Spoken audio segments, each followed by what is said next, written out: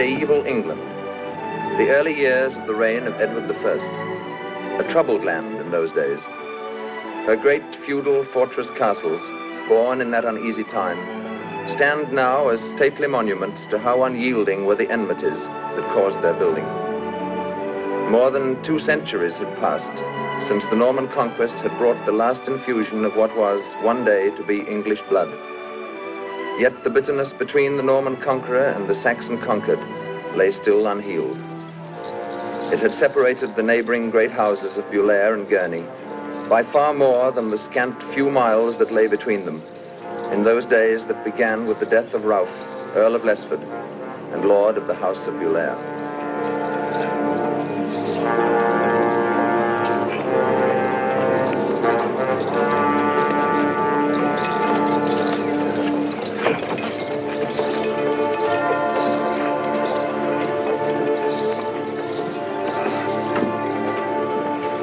You there, what's your business? I was sent for by the Earl's man of law. And what might your name be? They call me Walter of Gurnie. I should have known you're his son by the look of you. Well, you had a good man to father you, I'll say that. You'd best come this way. Sections of any breeding won't find much welcome here now that he's dead.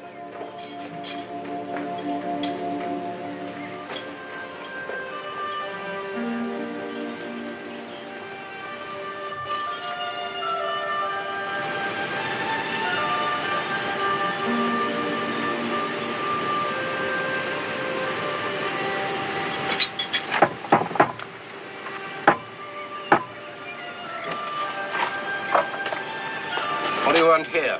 He wants to see Simeon Botry, the Earl's man of law. Oh, so you're the lad from Oxford. I'll take you to him. Thank you.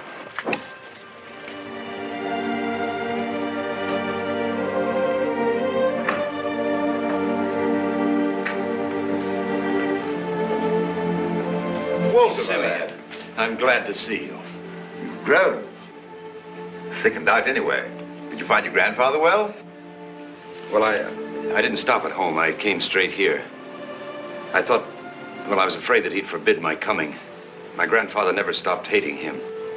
You're not of Eton, then. Sit down, lad.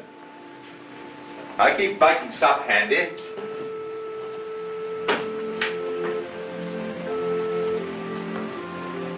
Fall to, lad.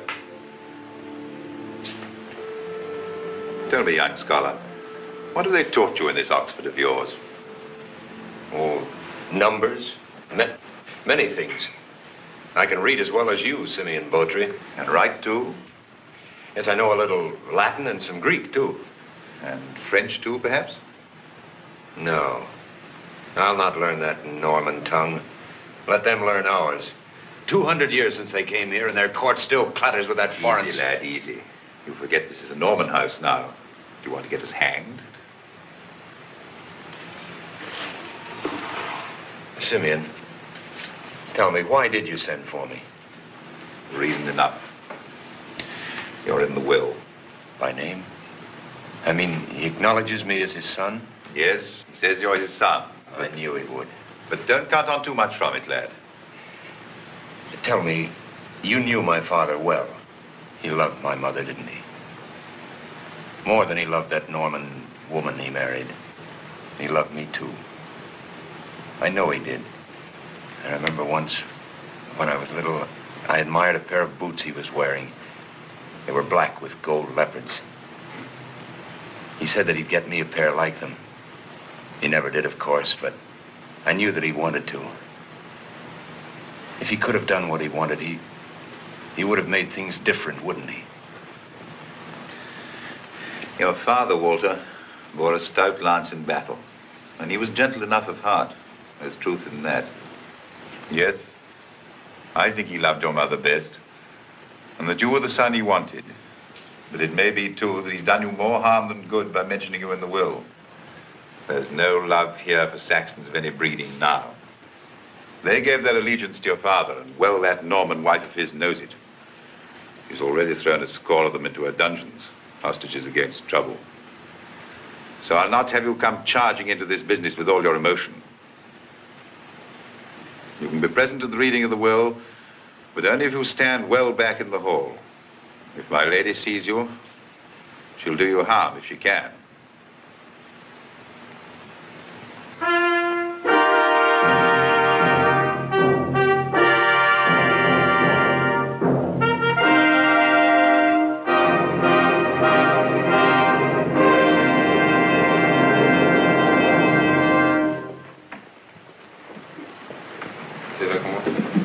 Oui.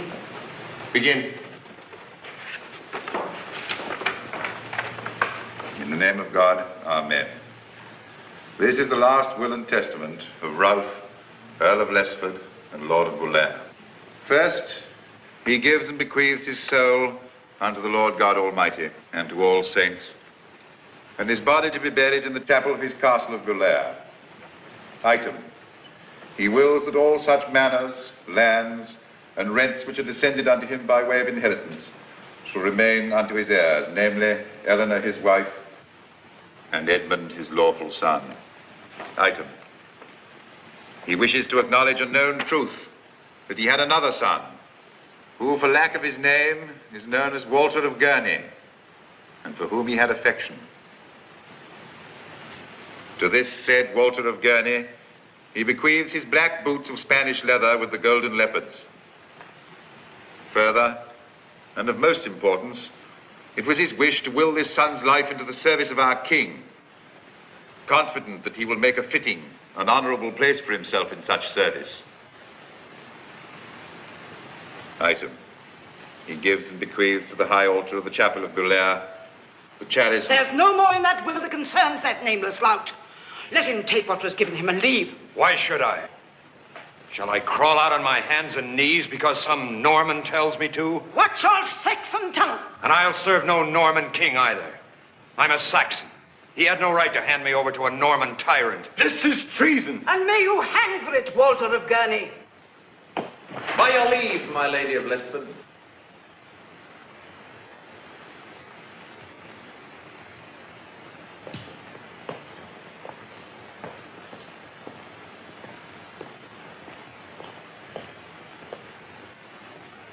There's something here, I think, that touches on a matter with which I am very much concerned.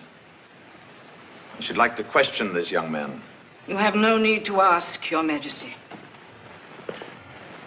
It would seem that the prospect of entering the service of your king does not altogether fill you with pleasure.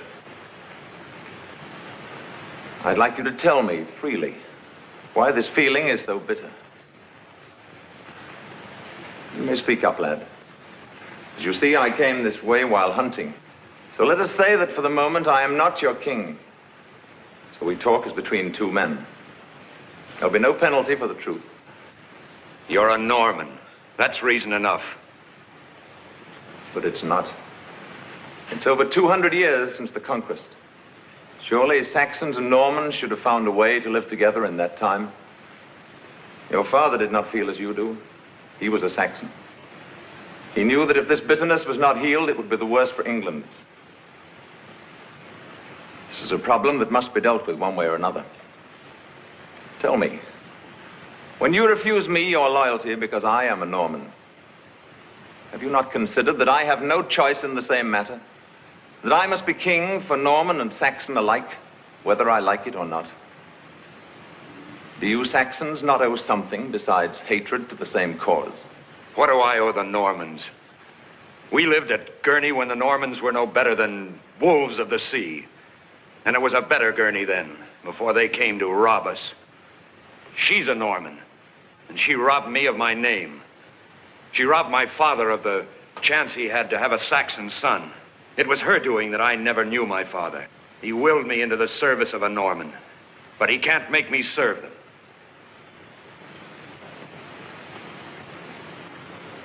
I've heard nothing in this that touches my problem.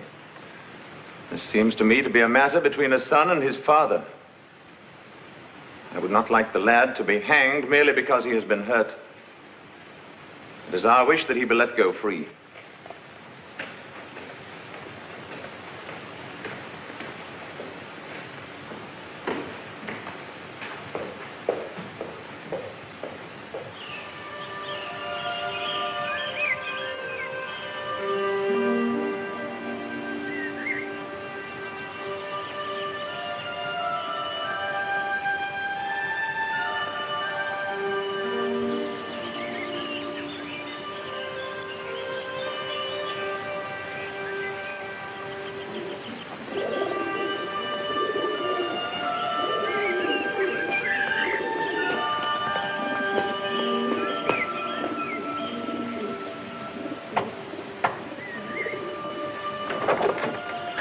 Do you suppose this house could give a traveler rest? Say if he was born here. Master Walter. It's good to see you, old Will. You've grown, and well, too. Come in, come in.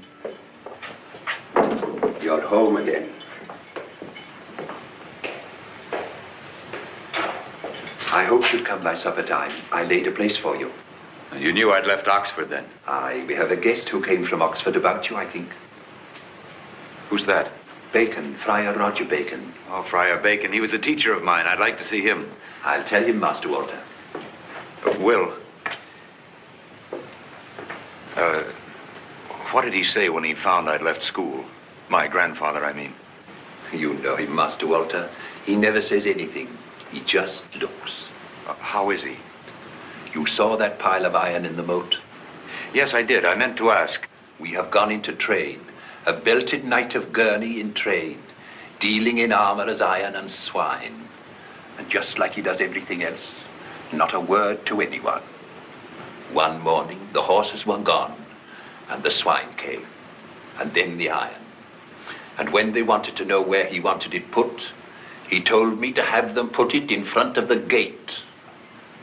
They didn't know what he meant, but I did. If we were going to be in trade, put it out where the world could see. If it's a price to pay, pay it. And when he walks by it, he looks neither to the right nor to the left. I'll call Friar Bacon, Master Walter.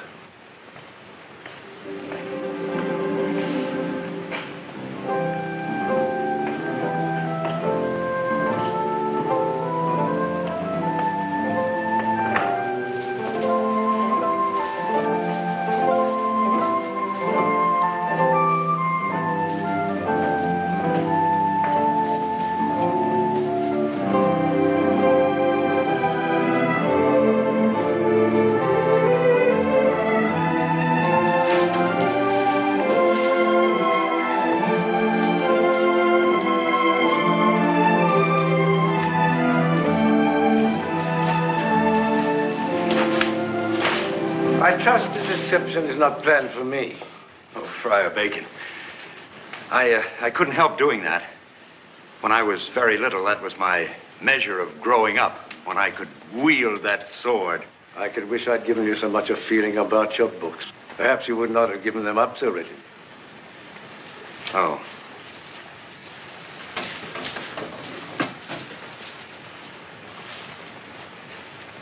What happened concerning your father?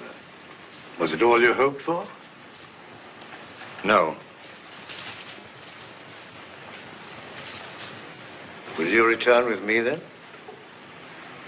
I don't know. Never mind. There'll be time to talk of that later. Perhaps with your grandfather. That won't be so easy. Why not? Well, you see, my grandfather and I only talk to each other through someone else. It makes discussion difficult. You mean you don't speak? Generally, we talk through old Wilderkin. But I should warn you that it may very well be you if no one else is here. Oh, you mustn't think that he's unkind. It's just an oath he took after the great quarrel with my father. Well, perhaps I ought to tell you a little bit about it to make it clear. My father was betrothed to my mother before he went on his crusade. When he was returning, he fell ill of a wound, very nearly died of it. They cared for him in a Norman house. Well, after a long time, when he was well again, he married the daughter of that house, the one who had nursed him. It was out of gratitude, I suppose. He didn't know that I'd been born. How could he? As soon as he found out, he came straight here. And then there was a quarrel, so bitter that I can still remember it. My grandfather swore that he would never speak to my father again, nor to anyone else of his blood. That included me, of course. Although he didn't mean it that way, I've often thought that he was sorry for it afterward. But my grandfather, you will find, is a man who does not take an oath, nor anything else, lightly. I see. I think that I should tell you something. Wildekin! Is our supper ready, and is our guest here, Wildekin? Yes, my lord.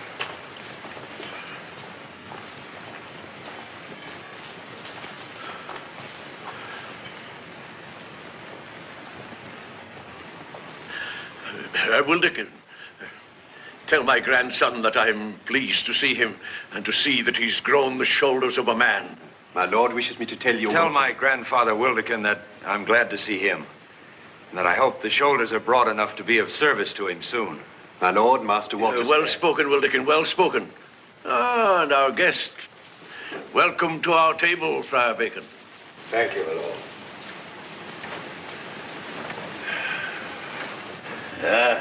Pig. Not the best of meats to offer a guest, Friar, but it's stout and it fills the belly. Wildekin, ask my grandson what he thinks about our venture into trade, of course, of which no doubt he's aware. My lord, I'll tell my grandfather Wildekin that I think he has adopted a courageous and knightly course. Well spoken again, Wildekin. Well, now, let's fall to. Talk comes easier on a full belly. The Normans haven't changed that yet. A pair of boots, and the privilege of wearing an iron collar for a Norman king. Ask him what else he expects. My lord, see... Tell my grandfather I had hoped there would be some help for Gurnie in it. Tell my grandson he was a fool to think it. Tell him he can help Gurnie best by returning to his studies, where he can learn to be a better man than his father was. Tell my grandfather that I'm not going to return to school. Tell him that I think my place is here, with him at Gurnie, if there is to be a Gurnie. Ask him by what right he thinks at all in such a matter. Ask him who's the best judge of what he'll need to hold this house against the Norman thieves. Ask him if he thinks I can. Tell my grandson... My lord, will you permit me? On whose side will you speak? On no one side, my lord. I warn you, Friar, that if what you say is not on my side, I shall pay but little heed to the fact that you're my guest. I journeyed here, my lord, to urge the same point as you, the return of your grandson to Oxford. Few scholars have come to me with such an aptitude for learning as your grandson. It would be a personal and bitter failure to me if I lost him. What good is it? How can you fight the Normans with books? Walter, if I was young and had no sure place to put my life, I could think of nothing better than to give it for the search for knowledge. The strength in knowledge. It can win victories that the sword cannot. There's so much we need to know and so few people to seek it out. England will need it someday. She needs it now. Just a handful of books in all our land, painfully written, painfully read by only too few. There is in every land knowledge that we need to add to our store. I've heard of Cathay, a country, they say, where no Englishman has been. An old country, fabulously rich, not only with gold, but with the knowledge of many ages. I've heard that they know of a substance which, when it touches a spark, disappears in a blinding flash of light. That they have instruments which help them to travel by sea and land without becoming lost. Do you believe those old wives' tales? Yes, and more. Walter, what a challenge when you're young. What better thing can a man ask of life than that? I don't know. But it's a soft blow to strike. If I'm going to leave him here alone, I want to strike a better blow than that. Let him go. He has been hurt. He'll think better after he has slept.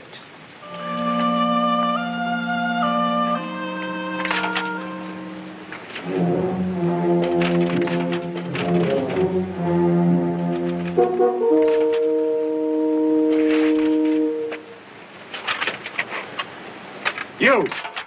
What are you doing down there?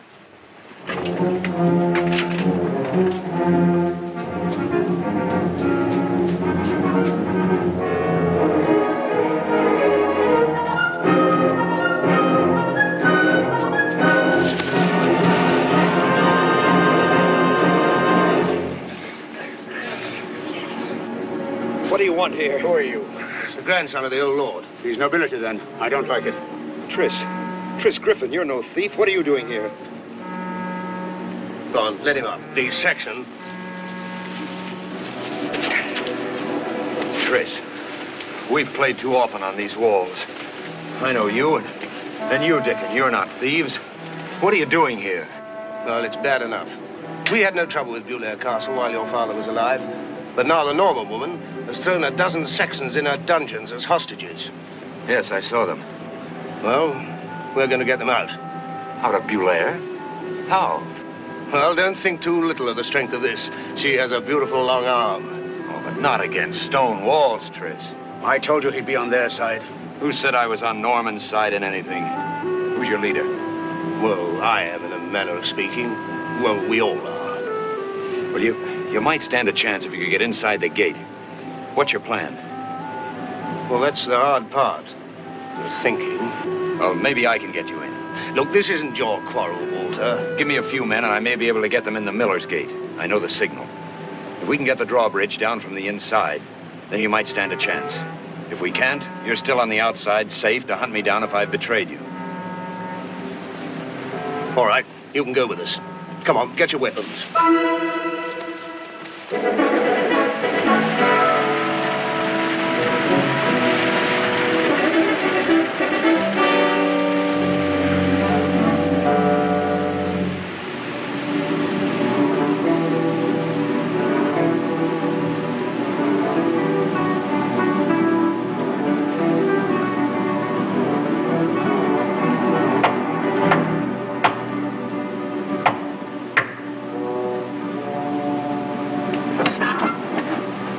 What do you want?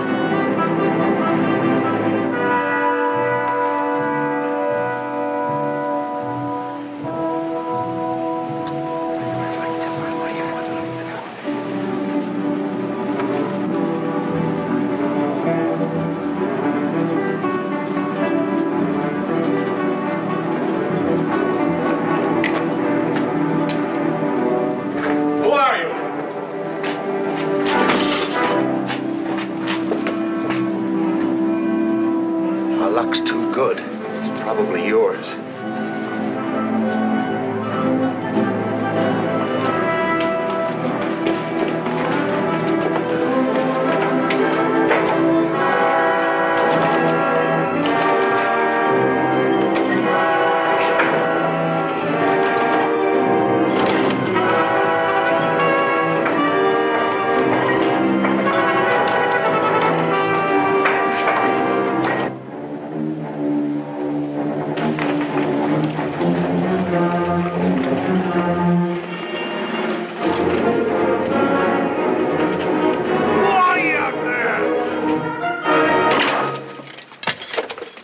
Stay where you are. Any man coming out of that door will meet a shaft coming in. Like this. The rest of you in there, throw out your arms, one at a time.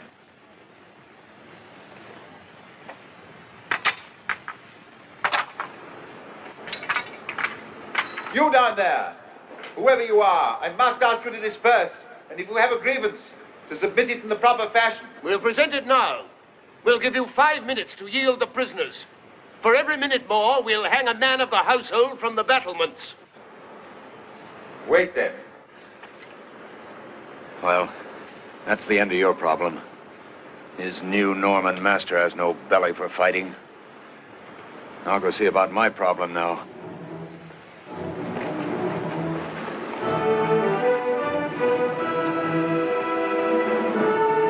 Prisoners will be set free. Who you are, I've no means of knowing, but I beg of you to receive them quietly and go to your homes before deadly harm comes to this night's work. Oh, I see. We can't go without young Gurney.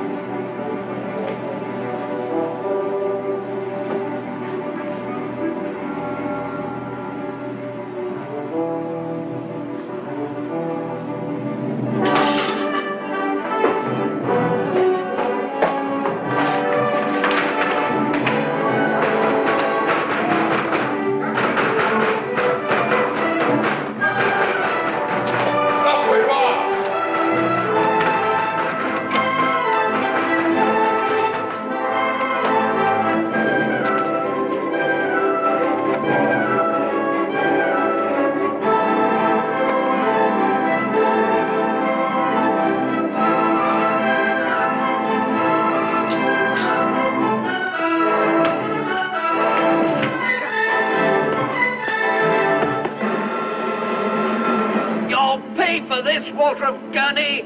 And you, Tristram Griffin? Well, we can't stay here. They'll start to hunt us early in the morning.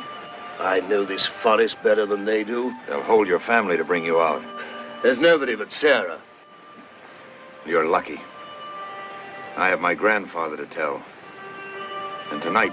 Why did you want the boots so much, Walter? Well, they were all I had on the side of saying my father loved me, when all the world said he didn't. Well, if they fit, they'll keep my feet warm.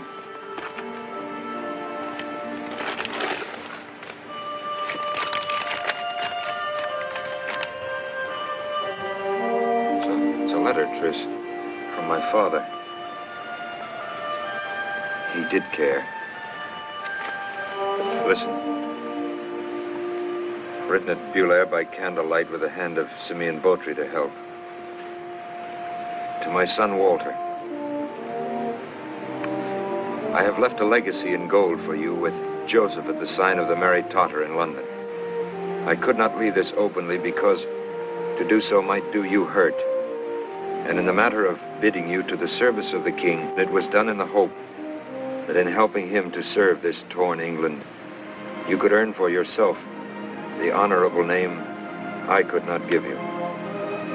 God bring you to a good decision, and I regret to my heart all unhappiness I have brought you. Your affectionate father, Ralph of Bulair. I'm glad we got the boots. Tell my grandfather that if they find me here, Gurney will suffer for it. Ask my grandson when it was the part of Gurney men to run from Norman trouble. Tell my grandfather, please, Wilderkin. That we've no choice. They've won. The Normans have won. Bulair is theirs, and Gurney soon will be. It's their England now, not ours. And tell him that I'm not going to stay in this Norman country. Master Walter says that he Ask my grandson where he hopes to find a land where he can live with himself, when he knows he's run away from his obligations. Tell my grandfather that I'll find it. And the farther away from this land, the better. That Cathay, perhaps. Tell him if I can get my hands on enough gold to buy the lands that Gurney needs, then maybe I'll come back. But until that time, they can have their England. I'll not set foot on Norman soil. Our guests will have a long road before them. See that they have what they need for their journey. Yes, my lord.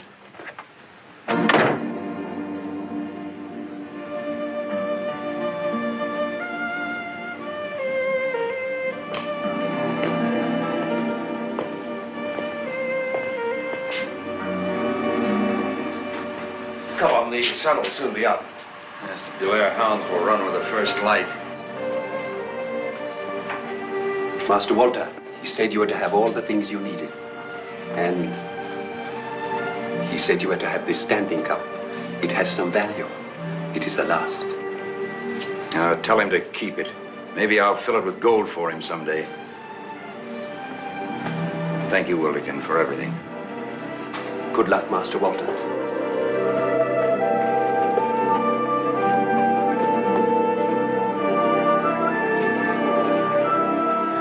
Well, that's the end of something or the beginning of something, I don't know. I hope you sleep well in your forest. Walter, I've been thinking. What? I was thinking about going with you. To Cathay? Well, where's that? Well, it's a long way from your forest. Well, maybe Sarah would like it there. Now, don't talk too lightly about it, Tris. If we should go to such a place, the chances are all you'll get out of it is that in the end you'd be hung by a Mongol instead of a Norman. Well, if it comes to that, I'd as sooner give the pleasure to somebody I don't know than a Norman I hate. A far land it is, then. I guess this is the beginning.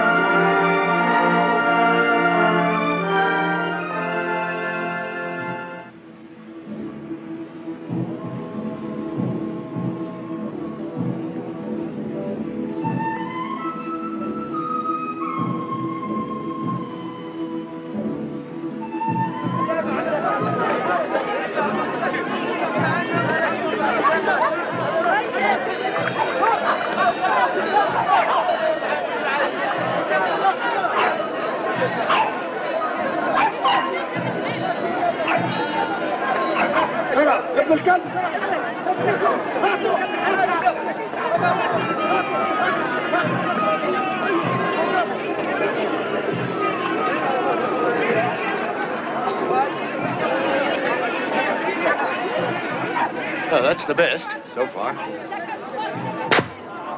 Now, what heathen? Crusades have given these people reason enough not to love Christians. Besides, we're not looking for trouble. We're looking for the biggest merchant with the biggest caravan to the farthest places. He'll likely be the biggest pirate, too.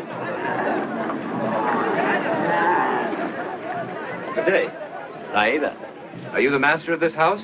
No, the master of this house is the amiable, gracious, and kindly Antipas of Antioch, who I serve the best I can. You tell him two travelers of importance are here to see him. My kindly master concern himself with only the greatest matter. Perhaps his servant could. Look, we've come a long way to see your master himself. It will be difficult. I don't want to disturb him without a reason. The risk is too great.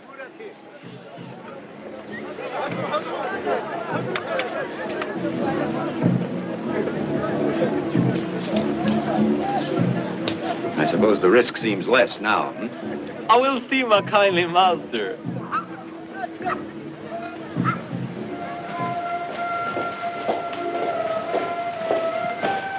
Good day. You do not look important to me. I warn you that every minute of my day must show me a profit. Well, all we wanted to say, sir, is that we desire passage with a caravan to the east. What part? It's of no matter, sir. To Cathay, perhaps. Well, I have a caravan, which will go near enough to Cathay. It is a caravan of gifts. I'm sending to Kublai Khan. We understand that small caravans too often disappear in the wild country they pass through. Small? What are you talking about? When you send presents to the great Khan, he demands 9 times 9 of everything. Silks, jewels, women. I had to find 81 of the most beautiful women of this land. And because it is all for the Khan, it will travel under the protection of the army of the great General Bayan himself. Bayan of the 100 Eyes. Does that sound safe enough for you? A caravan of nothing but gifts. It's strange. It isn't strange at all. You see, the Khan begins his war against China. Cathay, as you call it. He will have the spoils of the oldest and richest country in the world. I will be his friend.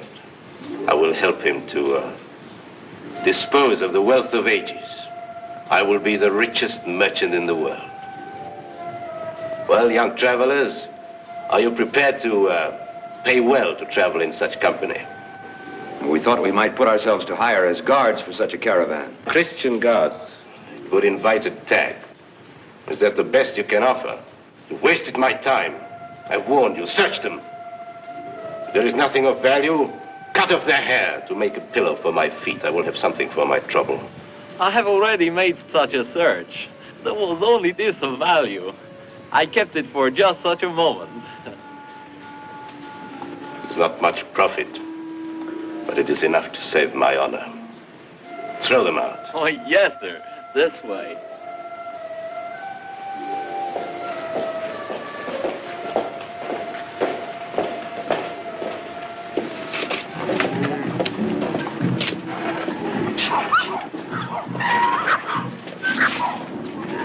What did you do that for?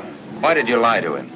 Sometimes they call me the bird who feathers his nest, because they say that I steal from everyone. It is not true, of course. But let us say that I'm in a position to take a smaller profit than my kindly master. I go with the caravan. I'm in charge of it. Perhaps I will take you. It will cost me nothing to provide you with equipment. It will be his. How much gold do you have? Well, there isn't much left. And you're not exactly giving us good reason to trust you with what there is. Who is this Bayan general? The one with all the eyes? Oh, he's the greatest soldier in the world. The great Khan borrowed him from Persia for his war against China. He will conquer the world one day. And where is he camped now? 3 days from here, with his army. I wouldn't consider offering your services to Bayan. His men are trained to love killing. They would enjoy cutting a Christian's throat. I'm afraid you have no choice but to deal with me.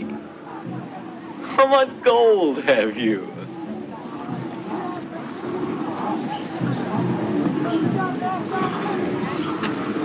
What kind of a country is this?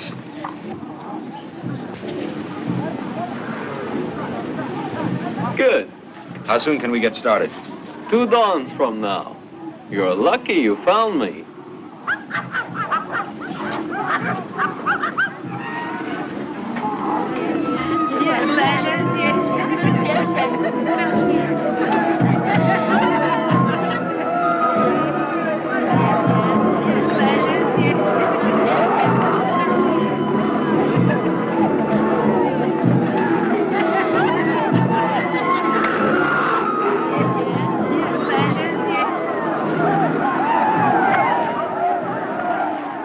This, for the reason of the great kindness of my heart, they're for you, for the journey.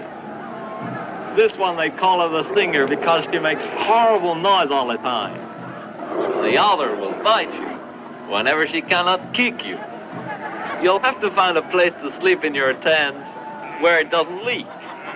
But I think it's good enough for Christians. The servant is good. He will steal everything for you. Mahmoud, sir. That's all. Good day, young sirs. I'll toss you whether you get sung to or bitten. Wet or dry? Wet. It's dry.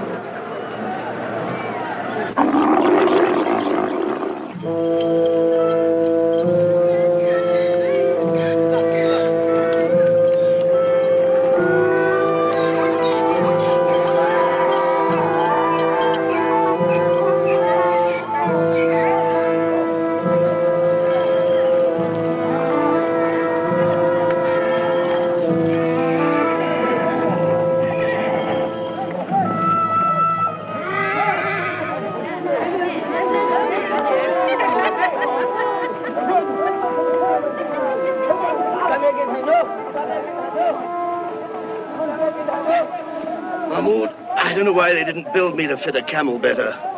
Or build a camel to fit me better. Well, I found out some of it from our nest-feathering friend. That mighty general is camped right over that hill with his army. We're camped here so that wild crew of his doesn't get a look at the women we brought with us. We're not traveling today because he's holding games, some sort of tournament on the plain. And I also found out another thing, why they call him Bayan of the 100 Eyes. I thought maybe he had that many. Now, they say he can see everything. Tomorrow, he'll know how every man performs in the games. There'll be all kinds, horsemanship, archery, all... Archery? Oh, that interests you, huh? Yes, it's a little cold for fine work, though the light should be good. What are their bows like, do you think? Bone and steel, the finest in the world. Wait till they hear Sarah talk. But they won't, my impulsive friend. No, the last thing we want to do is to attract attention. So you leave Sarah right where she is. Well, it wouldn't hurt just to take her along. And you won't take her off your shoulder. She won't make any trouble at all. I'd feel surer about that if her name wasn't Sarah.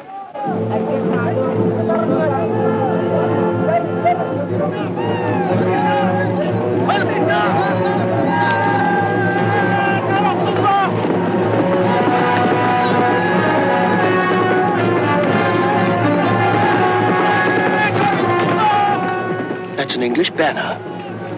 Probably a crusaders that he killed. The infidel swine.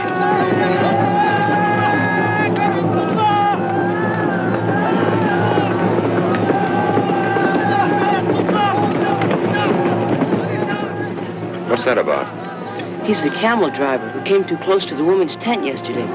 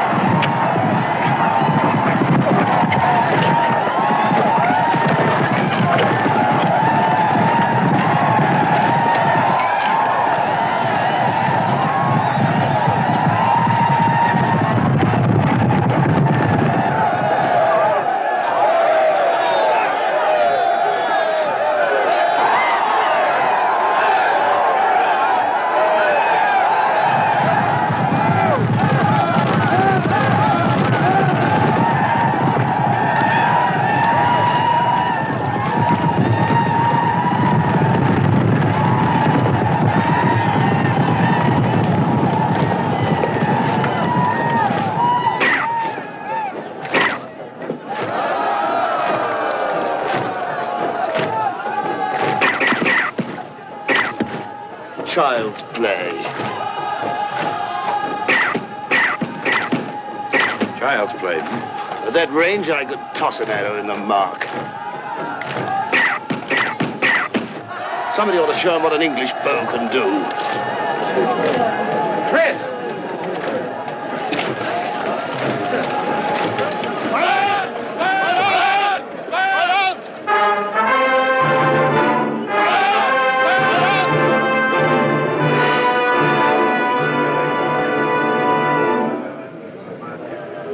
Over there and see if you can find out what's happening.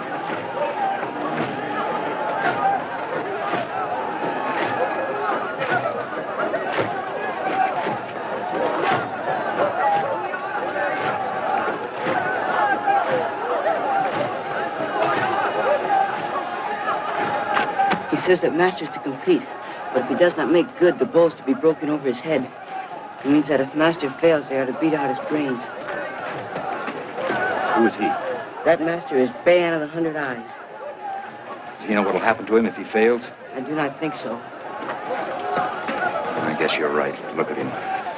All he knows is that he's out with Sarah. What were they talking about? Oh, nothing. The bow, that's all. Well, go ahead, my friend. Remember the wind, Tris. Well, I was weaned on remembering the wind. Sarah herself would remember it if I forgot.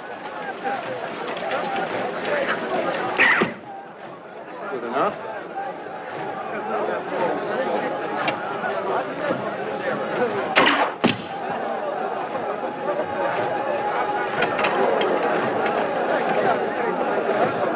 Well, that's enough of children's games. Now give us a little room to shoot.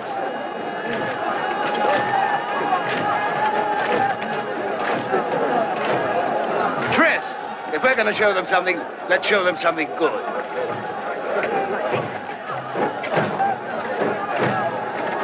Tris, don't be a fool. That's far enough. Oh, no, a little further. I want to make him refuse to try it.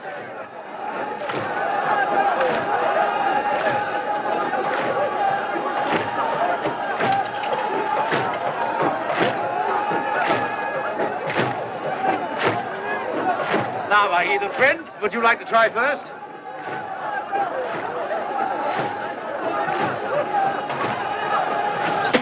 I thought as much. Tris! Not even a miracle can make that shot. Well, if I miss this, I'll have missed a hard one.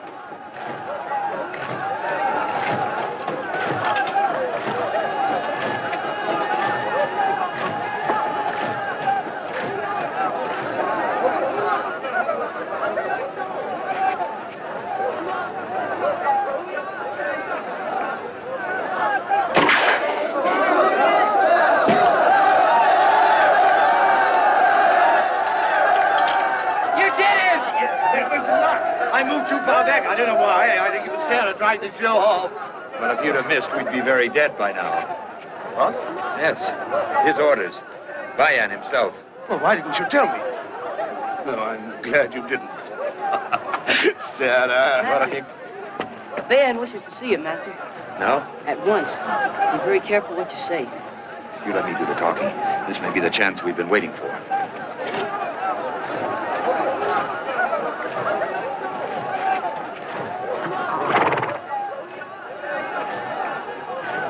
My lord. That shot of yours, how much luck was there? I want the truth. Well, there was a certain amount of luck in it, my lord. How often can you make the same shot? 3 out of 5 times. The bow can be handled quickly? Why, he's put 3 shafts in the air before the first touches the ground. I asked the bowman. With accuracy? I've seen him bring down 3 ducks with 4 shafts. Oh, it's light. I like that. Light and strong. It comes from the wood or the way it's made? From both, my lord. From the yew and from the skill in shaping the bird to take advantage of the grain. What's it called? It's called a longbird. He calls it Sarah, my lord. Sarah? That's a woman's name. Yes, my lord. I have reason to love your Sarah even more after today. She saved your skull, you know. Yes, I've just been telling him about that, my lord. The shaft should pierce armor. Yes. You've seen it tried? You. Steel tipped, it'll pierce anything, my lord. I think this is the finest weapon in the world. She can reach out that long arm of hers and meet the enemy before he can get close enough to strike a blow against her. With her, an English yeoman stands as tall as any man. He's the greatest soldier in the world. I take it you're English, then? Yes, my lord.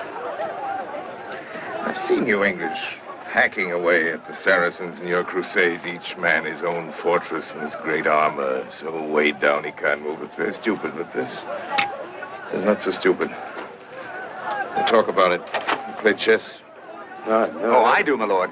How well? Well, 4 moves soundly.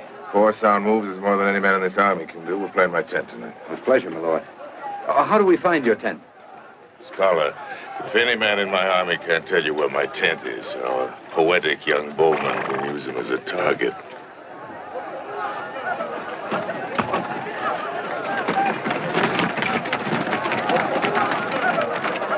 Maybe your Sarah did us a good turn after all. Come on, we'll take her home. And you can make up a sonnet to her as we go. Oh, go swallow your tongue. Why, Tris.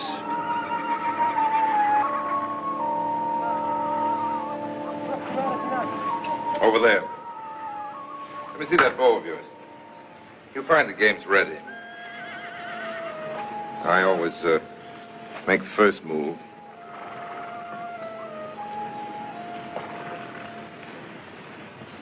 About this bow of yours, could you make another one like it? If I had the wood. It's a sound game, thoughtful. It lies in wait for the attack. It won't win against an attack, of course. It's just the kind of game I want, young scholar. Pawn to King's Bishop, boy. Play it. Can you train men in the use of such a bow? Yes, my lord. Then the right wood can be found. As a scholar, I see you permit no weakness in the attack. Good. As a scholar, you know something of your country's military theory and practice. I have a certain knowledge of those things, my lord. War is my trade. At least I'm good enough to know that no war was ever won. It was fought in the same way as the war just before it. Why, I've made a weapon of speed. Speed. No man should wear armor so heavy that he can't move quickly to save himself or to pursue his enemy and to destroy him. That's why I like this bow of yours. It's light. You can reach out to the enemy and put an end to him. That's the only way you can ever sleep soundly, you know, when your enemy's sleep is eternal. Forgive me for distracting you from your game, but I'm curious. Why are you young travelers in this far place? Well, we came in search of adventure to this new land. We heard of the greatness of my lord Bayan and came in search of him. If that's flattery, I don't like it. We had to find some place to put our lives. Don't you plan to return to your own country? We have no country, my lord. It's a strange thing for an Englishman to say. Why? A woman? No, more than that. It doesn't matter. It's Bowman and Scholar both without a country. It's just possible you two could be of service to me. I'll think about it. It's your move.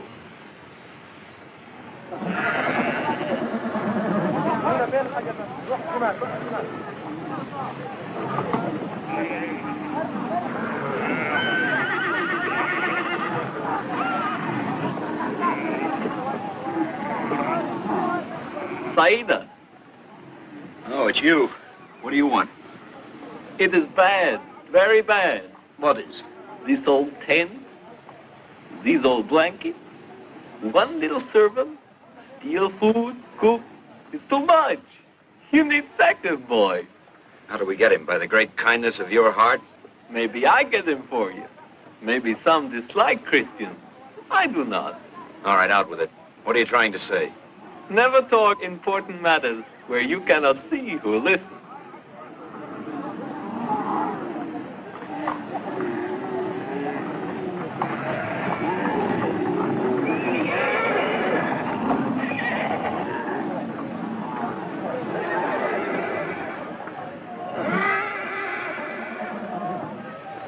I have a message for you from the Black Rose. And who would the Black Rose be? She's a sister of my kindly master. Well, that's fine. She wishes to escape. She says she is going to England, and that all Englishmen are gallant, and you will be glad to help one of your own blood. Are you trying to say that she's English? There is some report that her father was English, a crusader taken prisoner. Why is she called the Black Rose? That's the name they've given to the clove, the most precious of the spices. I don't like it. A girl of English blood being sent to these heathen. Oh, we don't know she's English. She has relatives in Maraja. The only thing she needs is to reach them. I see. And what are you doing this for? I'm not troubled that the lady's in distress. She has a very large sapphire. What does she expect us to do in the middle of Bayan's army? The bird who feathers his nest never leaves things to chance. I have a very well-made plan in which I will do all that's dangerous if you're afraid. Afraid? We'd do more for English blood any day than you'd do for an overgrown sapphire. Oh, that's good. I'll tell that to the Black Rose.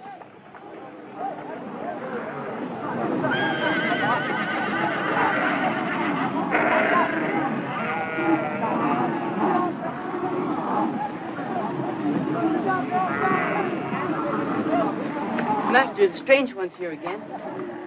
Oh?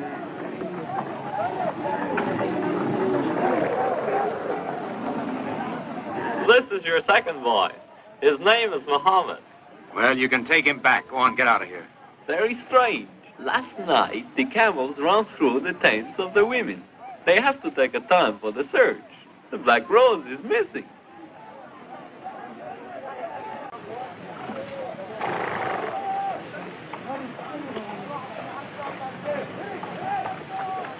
Go on, get her out of here.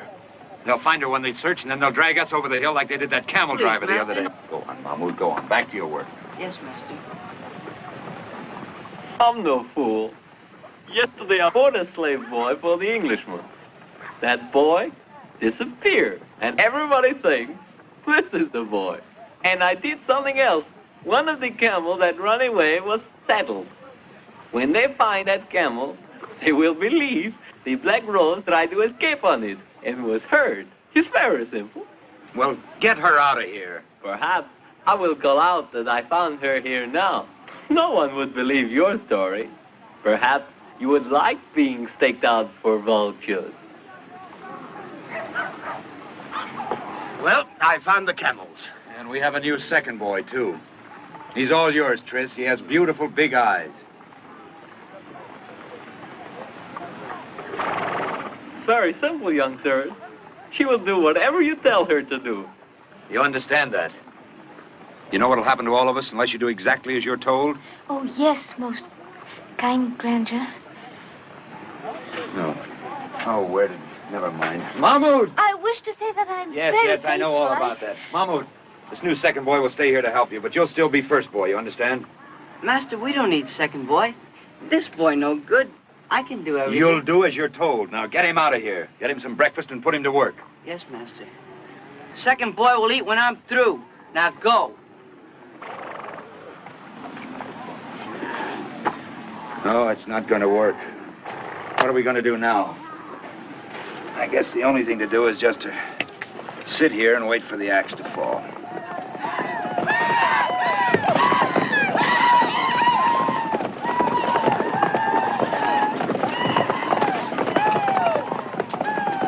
Well, the old pirate's right after all. And there's that saddled camel.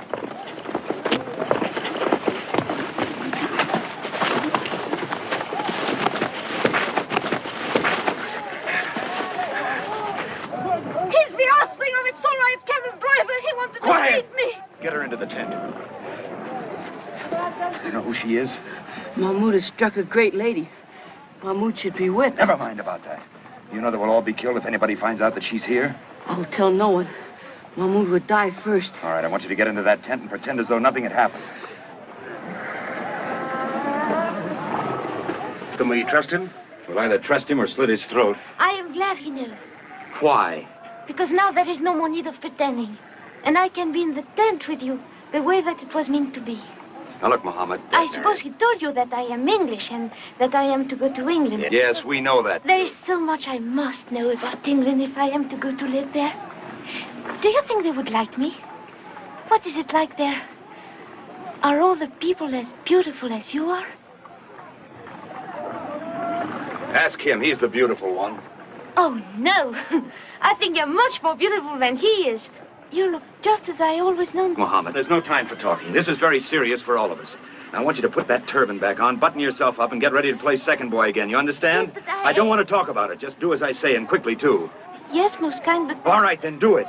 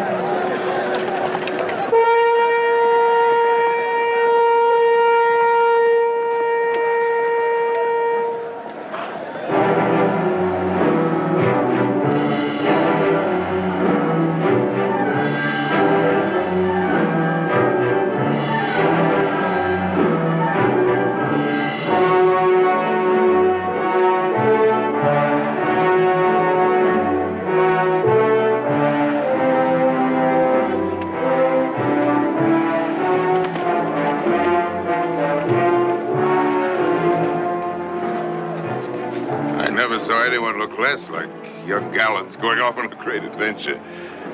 How does the lady feel about it? The lady, my lord? What's her name? Sarah? Oh, I think she'll like what lies ahead, my lord. We're making some kinsmen for you, Sarah, so she won't be lonely. I've given orders to find that wood of yours, Bowman. There's something to interest you, young scholar. With that direction-finding chariot, we can strike straight through any storm without getting lost. We can leave the trade route and travel across country. Was that made in China? Well, how does it work? Inside there's a box, and in the box is a needle that points always in the same direction. What makes the needle behave in such a manner? Well, if you don't know, scholar, I won't worry about it. I need the time to make war. Look, there's India. We'll conquer that someday. India?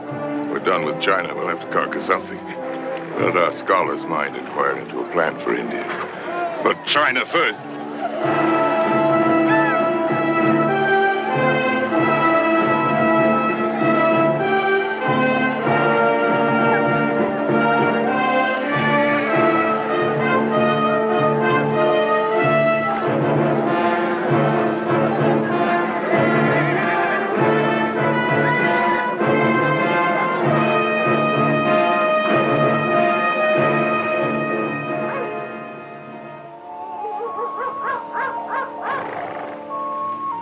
Looks like they believed his trick with the camel. The men they left to search have joined us here. There doesn't seem to be any sign of a search of the camp. Where's she? In there. Out of sight.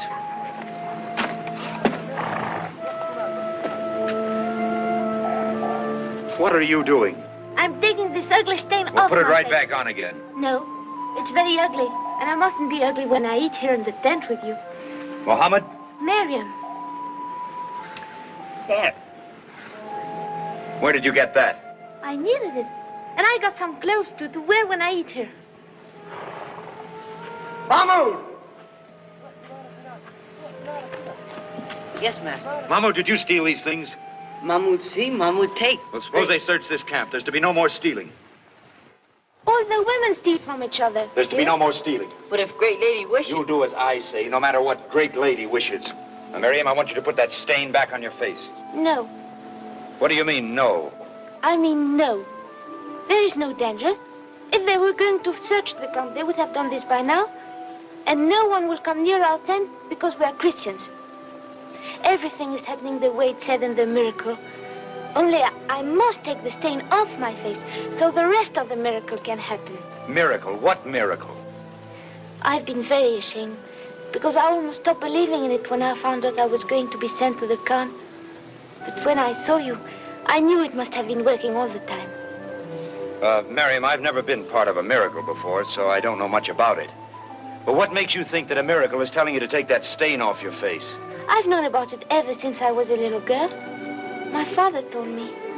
I wanted very much to go to England because I thought how wonderful it must be in a country where all the people were like him, gentle and very tall and beautiful. He wanted to take me there, but he couldn't because he was a prisoner. So he said that we should have to ask God to help me, and maybe if we believed very hard, there would be a miracle. Oh, I liked a God that would do miracles like that. So I believed very hard. My father gave me this before they killed him, to help me with the miracle. He said that someday a tall, beautiful Englishman would come riding over a hill and would think that I was very beautiful, so he would help me.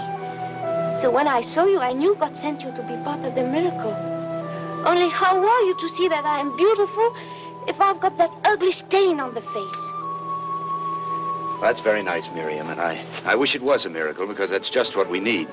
But I'm afraid we can't count on it because miracles just don't happen like that. Oh, but it has happened.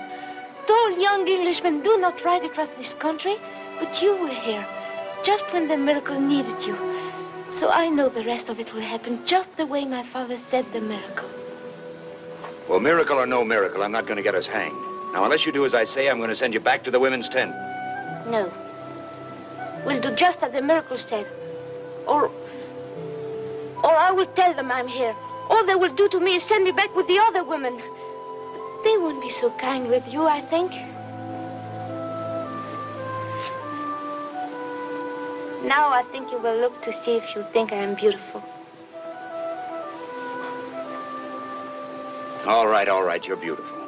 Now, I think you will help me to take this ugly stain where I cannot see.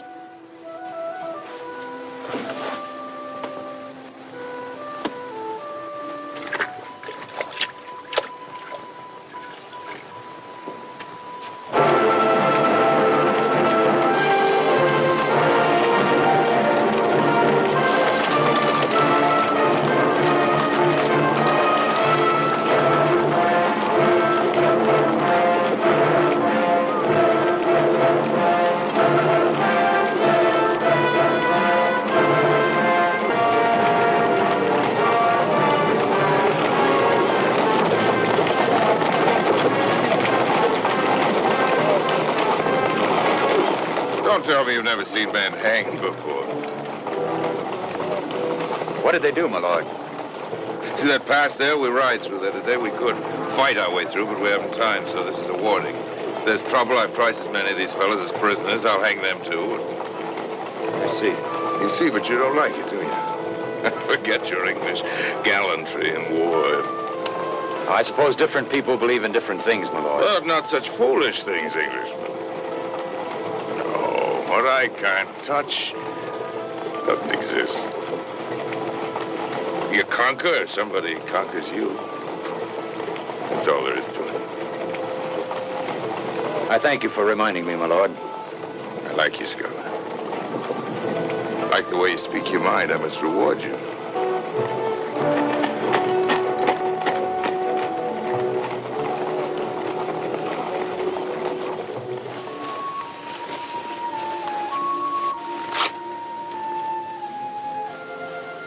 You do not feel like talking, Walter. No. That's too bad. I hoped you would begin telling me about England. What is it like there? Is it very beautiful? I don't know. Do you think it's beautiful, Tris? Yes. I think it's beautiful. The most beautiful place in the world. It smells good. The forest, the English soil, it's clean. The rain washes it that way, I suppose. It's so clean, it's fragrant with it. I think it's the most beautiful country in the world. Why, Tris. Well, I wish I was there, that's all. Bayan was right about that poet business. And a homesick poet, too. Oh, it must be very beautiful if he feels so about it. He only remembers the good part. I like him for feeling like that. Don't you ever feel like that about it? That's the way my father felt about it. Oh, I think you feel so too, only you don't want to say so. Tell her about the Normans, Tris. I don't like you to feel like that, Walter. I think to feel like that, you must have loved it very much and been hurt by something. I don't like her.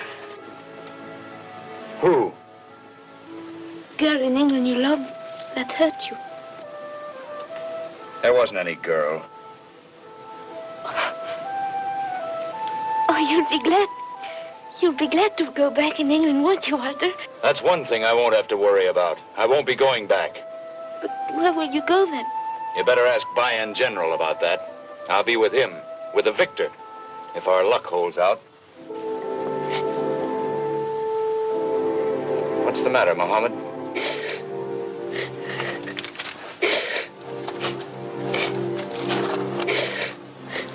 Mohammed, what's the matter? It hurts to think of England if you will not be there. It's not the way the miracle said. Oh, I'm sorry, Miriam. I forgot about that miracle. But it'll be all right, you know. You'll find yourself a hill and another Englishman to come riding over it. You'll be a Norman, probably, but that won't make any difference. Yeah, we'll make as much of your miracle come true as we can. It'll be all right. I wish you did not feel so. I will be Mohammed again if it will make you feel not like that. I don't mind the stain. Well, why don't you say something? You're the one that started all this, you and that poetry. You're the one that's in the miracle. And you look very beautiful there, too.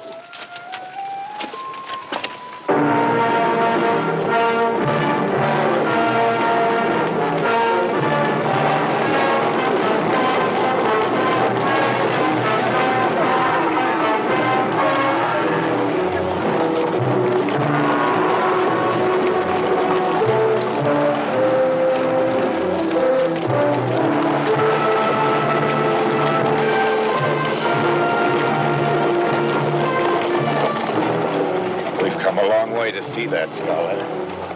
Cafe. There it lies. Play the real game with me, scholar, the best game. Plays you've never played. Think.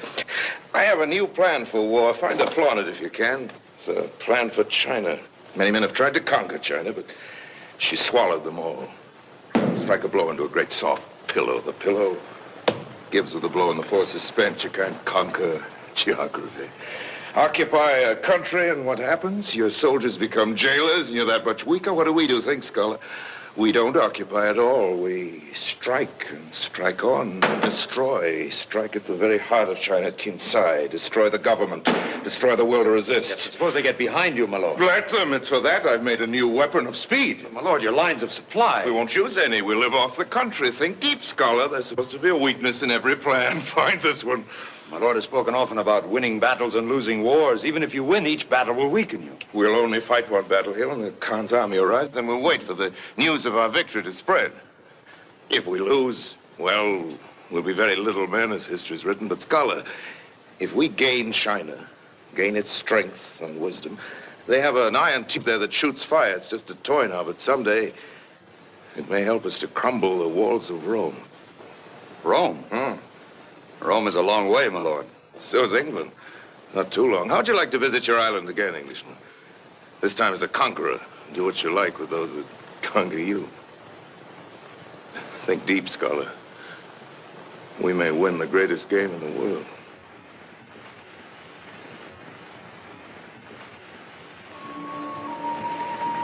What's the matter, Bowman? Can't you sleep?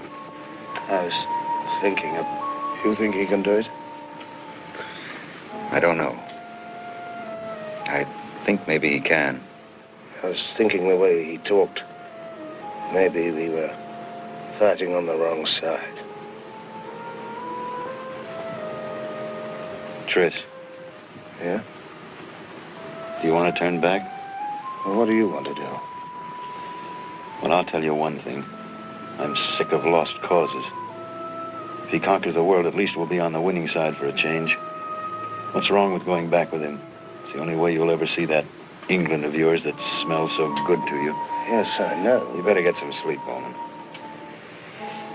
Good night, Walter.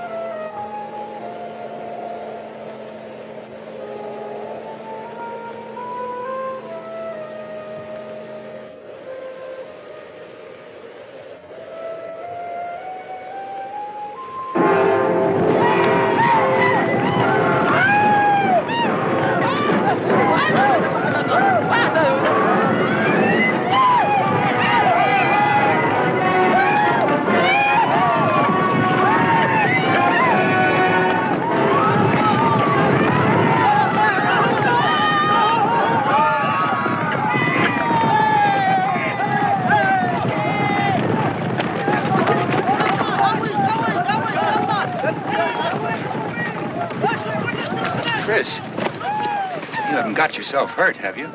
No, I'm all right. I suppose. I saw you at the beginning. You and your bowman against those fire tubes, and then It sounded like the anger of God. I think perhaps they were. They're killing every man, woman, and child in the district.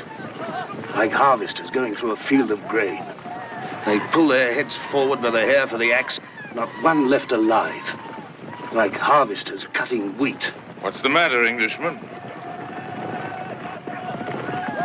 We won today. But you have no joy in the victory. Why? It's the business of battle. It's very simple. Kill the enemy. A soldier must like to kill. No man can follow me who hasn't the belly for that. Go back to your tent now and think about it. Think hard. You have a choice to make. That's right. We'd better go to our tents. It was a victory, wasn't it? The bows did well. The general was pleased. Let's go to our tents and think about it, Walter.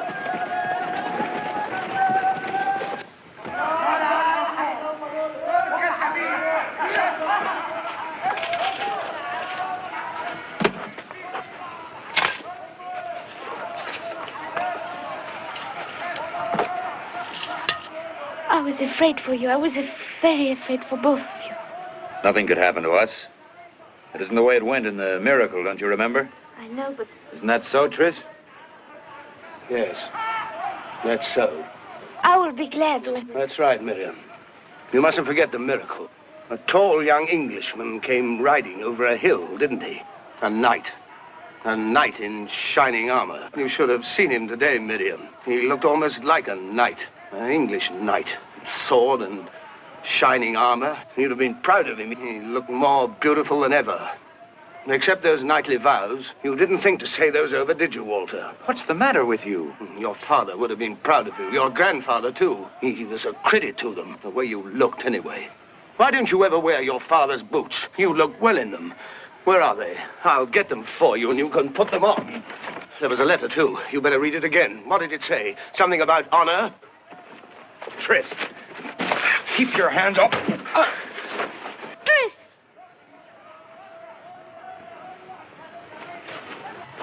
Well, I'm sorry. What's the matter with you? I don't know you anymore. Quarreling, short-tempered all the time. You're not the Tris I used to know. Let's get away from here. Away from this. For what? I can't help them anymore. Well, if you don't like it, you don't have to stay here. Well, what do you want to do? March with them on England? I don't owe England anything. I think it's very foolish to speak of that anymore. I think you better go back to England. I don't think you have what he was talking about, the belly for it. I think you're the one that will... No, I'm all right. I'll stay right here. And if you don't want the same thing, it's all right, too. I'll help you to get out of here. And it all fits together nicely. You can take her back with you wherever she wants to go. No. If you're going to stay here, I will stay here, too. Well, that's very nice, Miriam, but it just doesn't work that way. It's been all right up to here, but it wouldn't be from now on. Where are you going? Well, you can't just walk out of here without a plan. I'm going to find out how to get to China. What's the matter with him, Marion? What are we going to do?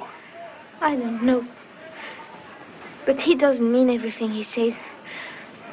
I think he doesn't really know what he wants. But I don't know what to do about it.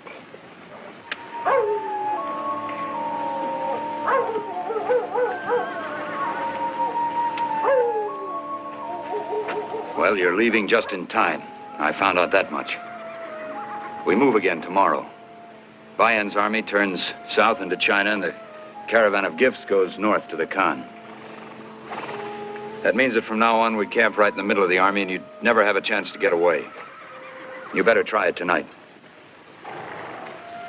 Yes, I guess we better do that. I'd head straight south first, then cut across to Kinsai.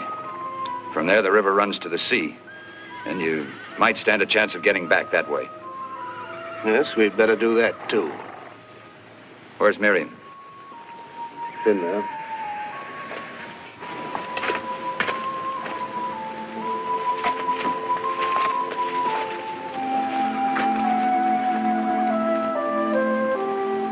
We're going tonight, Walter. I heard what you said to Tris. Yes. You want to say goodbye to me? Well, yes. I'm glad it's hard for you to say. Tris will take good care of you, Miriam. You can depend on Tris. And I hope you like England. He'll feel much happier when he can smell it again. And, tell him... Oh, never mind. You know, Walter, I can go or I can stay. Whatever you want. No, you'll like England better.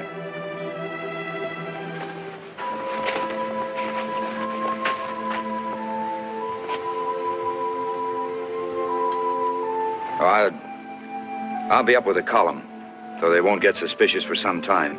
You'll need a good start. Well, it looks as though it might be a nice day for a ride. I'll go and see about the horses.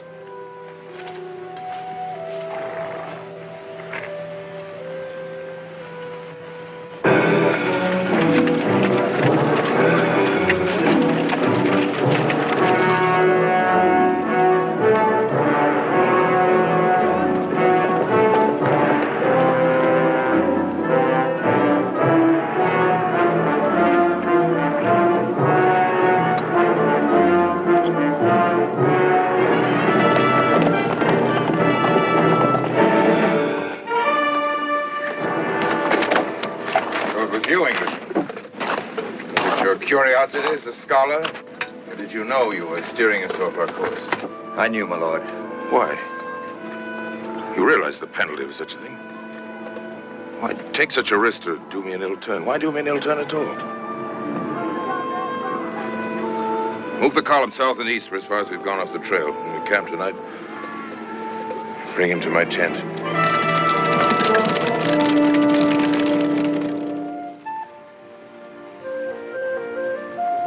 What's the matter? We got away, didn't we? They can't track us in the dark. You've got a part of your miracle. You're going to England. I don't want to go anymore there. I know, Miriam, I know. So there was a woman in it. I might have known. A woman and a bowman who didn't like war. Why take such a risk with a girl? You must love her very much. No, my lord. Gallantry again. I didn't mean to be gallant. If my Lord Bayan hadn't been quite so observant, I wouldn't be here now. Why didn't you come to me about her? I would have given her to you. What's one woman, more or less? It didn't occur to me, my lord. No, of course not. It would have spoiled the gallantry. Well, it's worth something to be willing to die for something. There's a way you may have a chance for your life. A few men have come through it.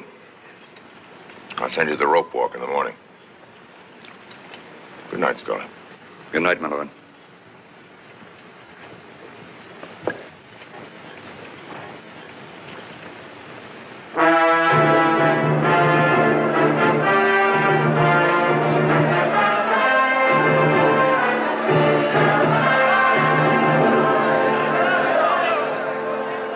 Understand, Englishman? As long as your feet touch the rope, no one can strike you, except the two men with the pig bladders. They can hit only below the line. Now begin.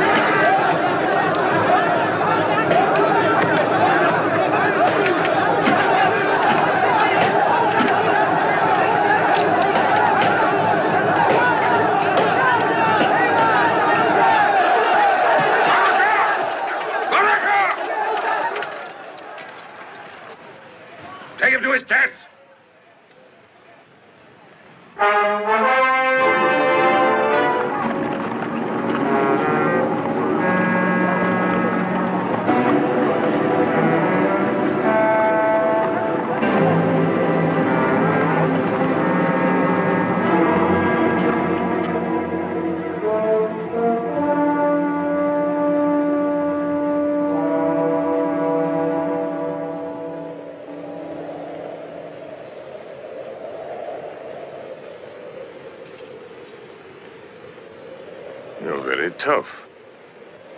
For an Englishman. Come in.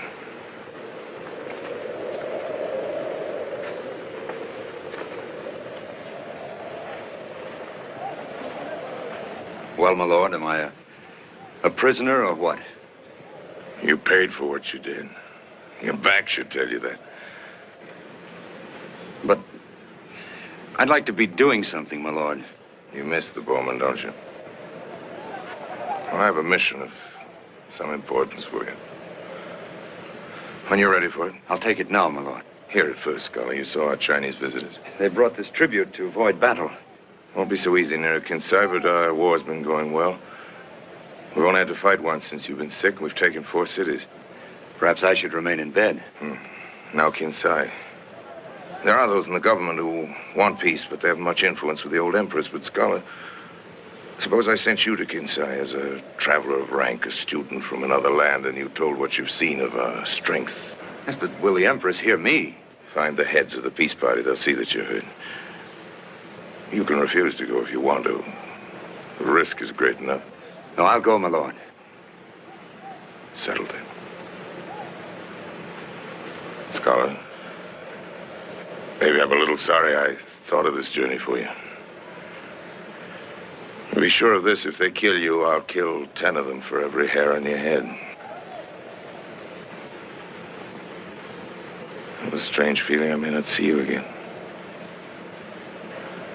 If that's true, I'll miss you, Scholar. I don't miss many men. Well, for your sake, I'll try not to get killed.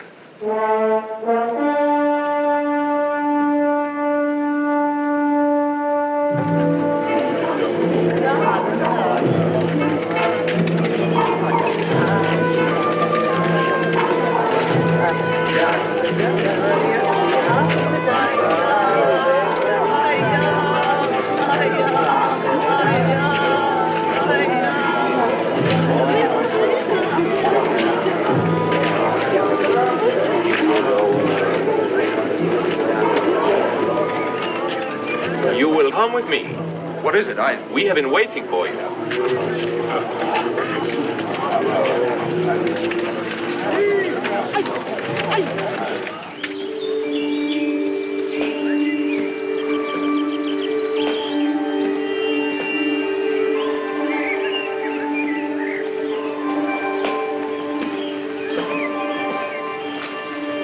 What is this place?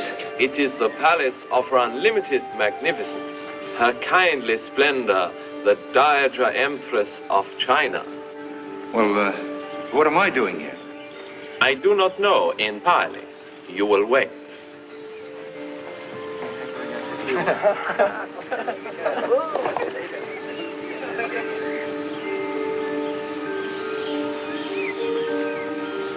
Bow, bow profusely.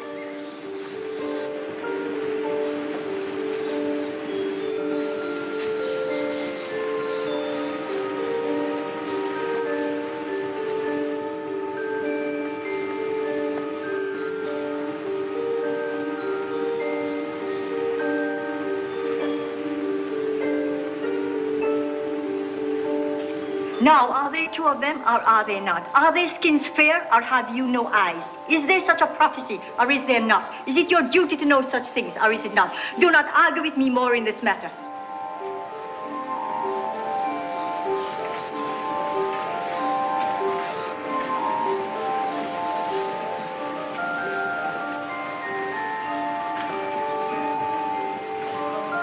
You will come with me. But what is this all about, a prophecy? No harm will come to you. Far from it. Please.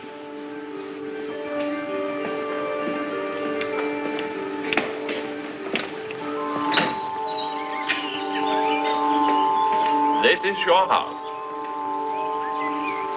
It has been prepared for you.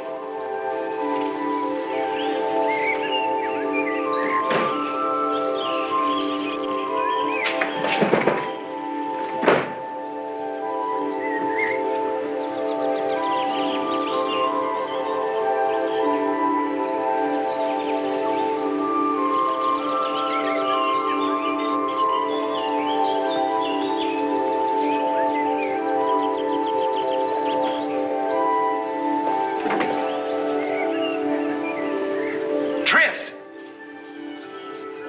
Tris! Tris! What are you doing here?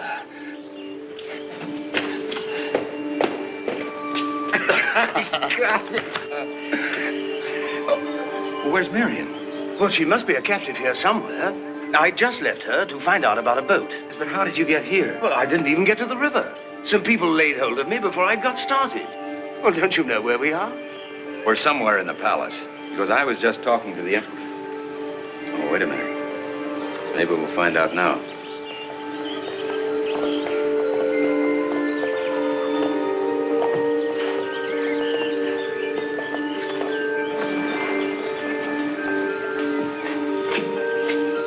Good day, young sirs. I have come to welcome you. We'd be very grateful if you'd tell us what all this means. It means that the prophecy of the two birds of the fairest color has been fulfilled. It is a very old one. It's said that in a time of great peril, two birds of the fairest coloring would appear, and the clouds of disaster would roll away like the mist. We were urging Her Royal Grandeur to think of peace. She was about to yield, when word was brought her of a stranger who was very fair of skin. Such a thing has never been seen here, and it reminded her of the prophecy. She said that there must be another, so gods were posted. Now that you are both here, she is sure the prophecy has been fulfilled, and she will talk no more of peace. Well, what are we supposed to do here? You will live here to ensure a continuance of the good fortune you have brought. For how long? I have told you, this will be your home. You mean we're prisoners? The chains that bind you are golden ones, but I would not try to leave. Now look, I can't just sit here. I came to talk to the Empress about peace. You tell her that I come from the Bayan General himself. It is too late. Her excellent kindness is certain that you were sent by the gods. So now we have nothing to fear. The gifts are meant to fit your station as gods. And I'm commanded to tell you that if you have any desire, you have only to express the wish. Well, if that's true, there is something I'd like to have done. There's a girl. She was with my friend when he was taken prisoner. If you know where she is, I'd like to have her brought here at once. I will send someone to carry out your command. This house is called the abode of everlasting felicity. I hope it does not fail that name for the young gods. And the young gods do not fail their obligation to a people they have committed to war.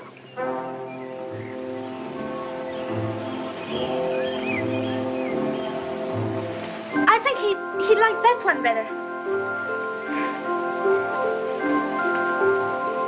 Oh, what's that? Oh, I think he'd like that too.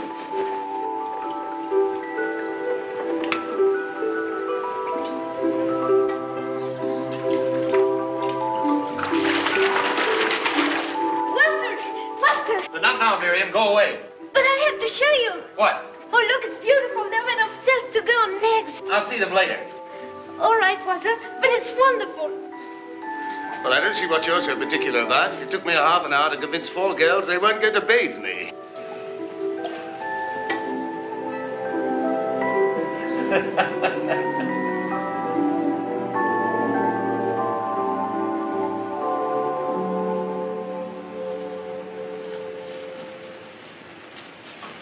Where is he, Tris? I don't know. He said he was going to find out if the gods could still have anything they asked for. Did he talk to you, Tris? About himself, I mean. No, not exactly.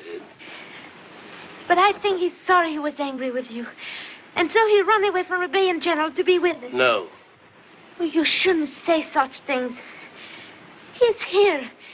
And he's not angry anymore. And he comes to go with us to England. You really have learned to believe hard enough, haven't you? Yeah. No. He came on a mission of some kind for Bayan. I didn't want to talk to him about it. You know how he is. You can make him say things he doesn't mean. And there's one thing. He can't do anything about it while we're shut in here. And there's something else, too. It's about these. He got very interested. He said they weren't written by hand, and they're not on sheepskin. It's something to do with soaking wood and making this out of it, and using these. I tried to figure it out, but he says he knows a man in England who would gladly give his life to know of such a wonder. So there must be something to it, and they don't know about it over there. And then last night... Well, you could look a little happier, Bowman, sitting right in the middle of the wealth of ages. And here's some more for you. You know, I was right. I thought if they have books, they must set down matters of science in them, like the direction needle and how to make the books. And look what else I have. What do you think this is? This is that powder that disappears in a flash of light. It's what they use in the fire tubes. And if you close it in somewhere...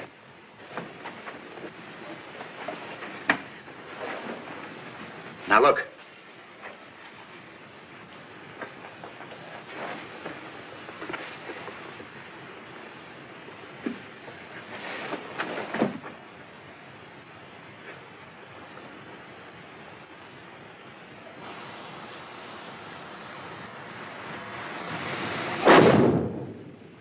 You see that? Bayan was right. There's the wealth of ages, Bowman. He'd rather have that than all the jewels in China.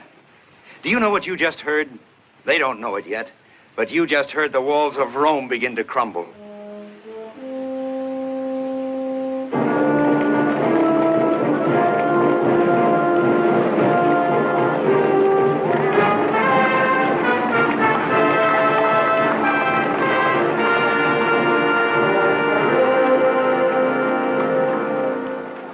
The young gods already know, of course, the news that we have just received. No. What news? The armies of Bayan have taken 4 cities since you came here. One that resisted exists no more. Soon that army will be before our walls. But the young gods have done nothing. Well, what can we do? It wasn't our idea to be gods. Nor was it mine. I'm in an unfortunate position. If anything happens to the young gods, I will die very quickly, for I am responsible for them. But I will also be among the first whom Bayan will kill if the city resists. So, if I must die, I will take the way that will save the city from destruction. You're trying to say, I imagine, that if you have to die, you prefer the choice that may convince the Empress that we're not gods. Say if we were found very mortally dead. That is possible. If you have a better remedy, I would find it quickly.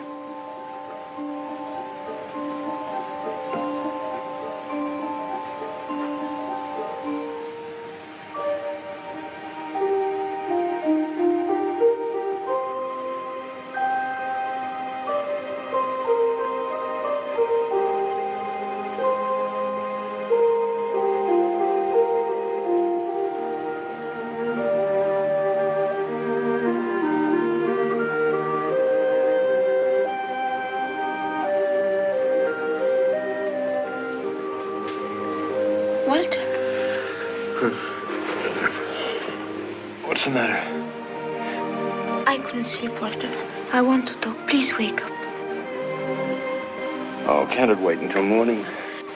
No. I don't know if I can say it now, but if I think of it anymore, I won't be able to say it at all, I think.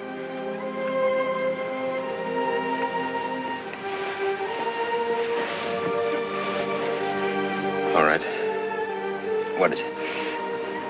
If it's true what he said, that we shall never leave here until we die, then... Go on. I know it's true that you do not love me. But if this offer is also true, then you can never find anyone else to love, isn't that so? Yes, I suppose so. Well, then, I was thinking, since you cannot love anyone else, and since it may be a very short time that we're here, maybe you could pretend for a little while that you love me. like it was in the miracle. Oh, I would like it very much, and you wouldn't have to pretend very hard. But if you did pretend for a while, maybe it would get to be true, since there is no one else.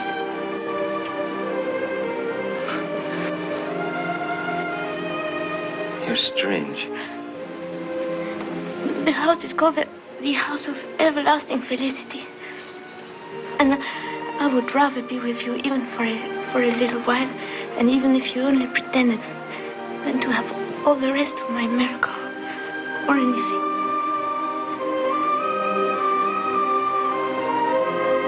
Miriam.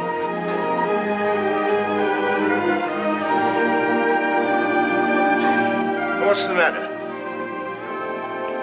Wake up, Tris. I think he loves it. Oh, that. Only why do you have to pick on a time like this to find it out?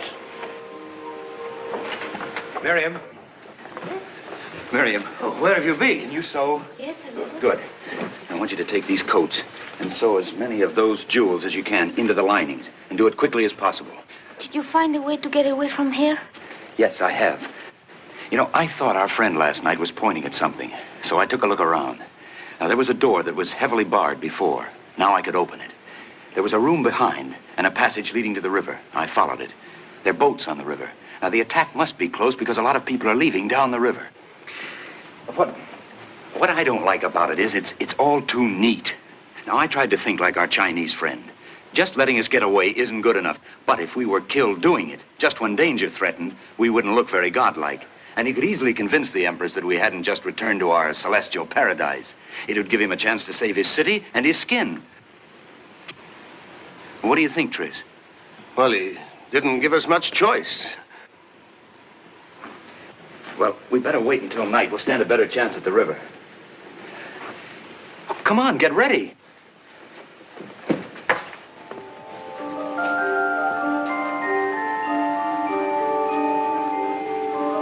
Well, the light's going. It won't be long now. No.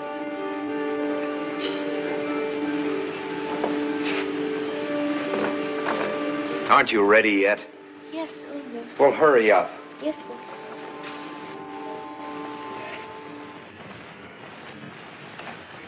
I'm sorry, Miriam, that we got you into this, having you brought here. I'm glad you did it, Walter. Well, hurry up. Yes.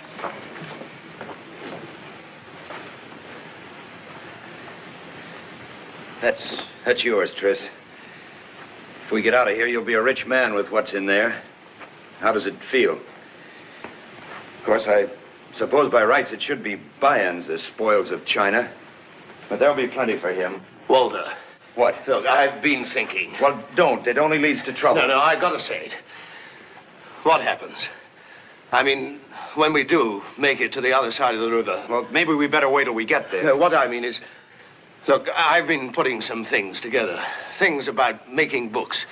Things, like you said, that man would give so much to know. And matters of science, like the direction-finding needle. Well, I thought to an island, it might be useful for trade and to defend itself. But, well, what I was really thinking, I wish it was you that was taking them back. It'd be better that way. I wish it was you.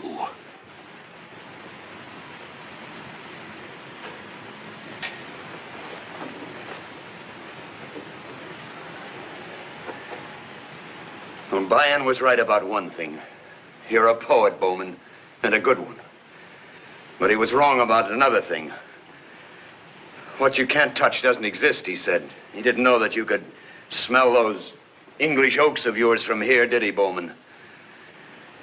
Oh, no one could say it better than you, Tris.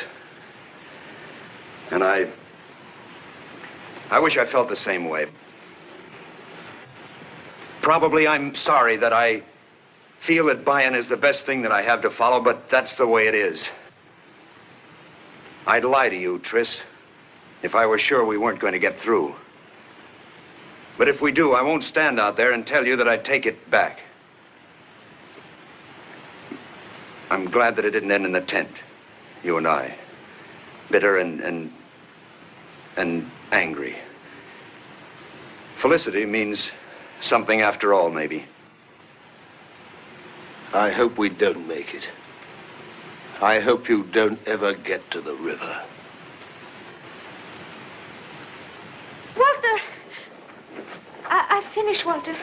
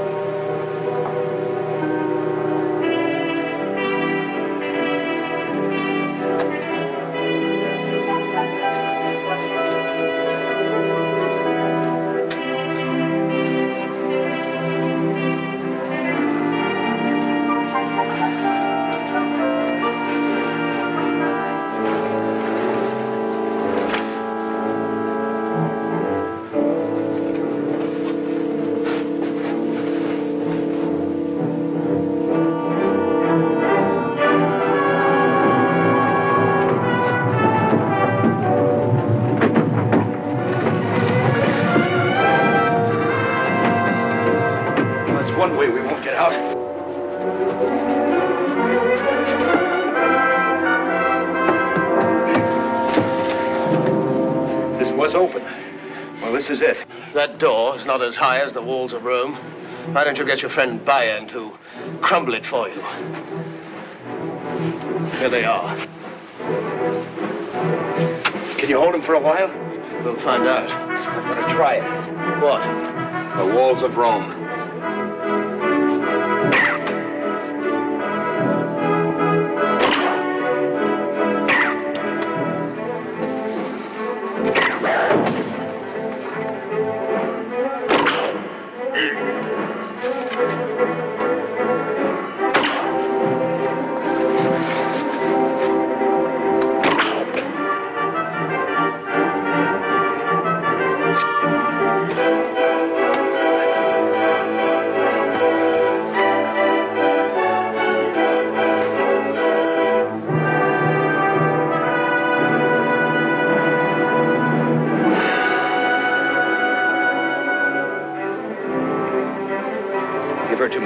You couldn't hit anything, give it to me. And take her back out of it.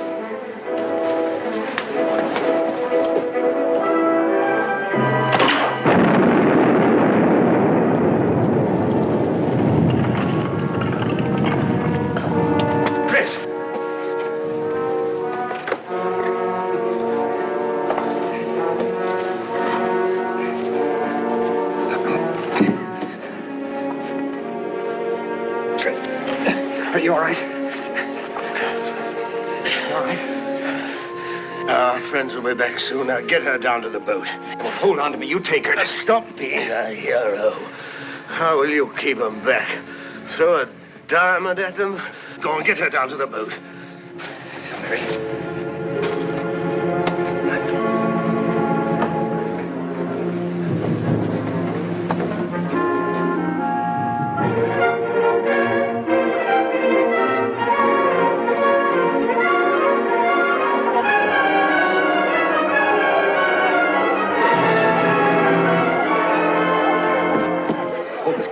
We'll be right back.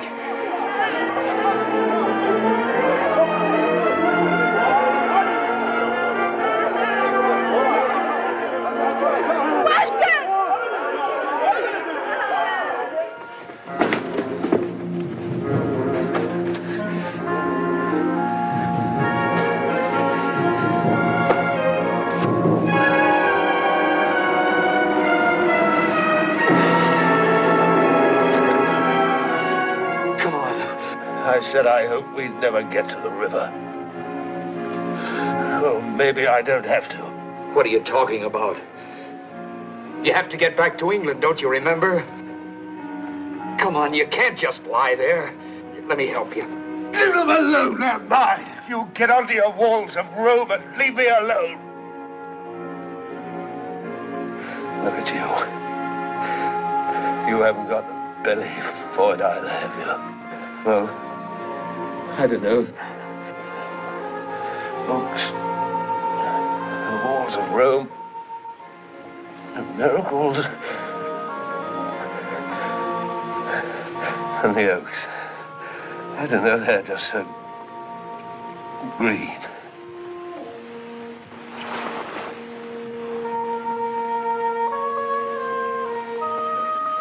What are you talking like that for? What are you trying to do? Die on me?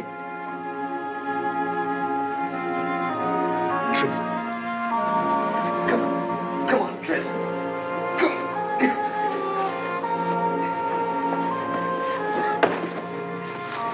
Come on. Come on, Tris. Come on, Tris.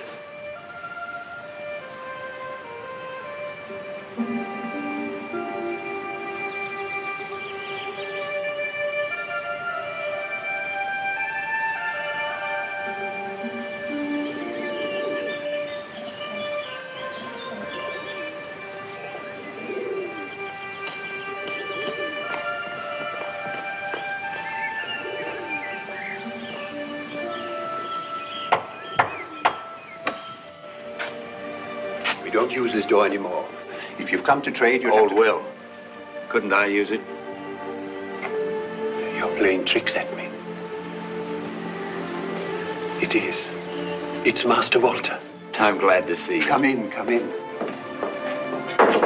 Come in, Master Walter.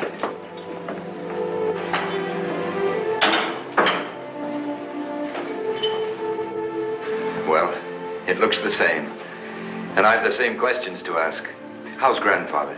He'll never say it, but he's missed you sorely. Once we hoped that we might see you again. The king's men came looking for you. There were very strange men with them, such as I had never seen before. They said that they had a message to give you. What message? I don't know, Master Walter. They said they would only give it to you when you came. I'll tell you.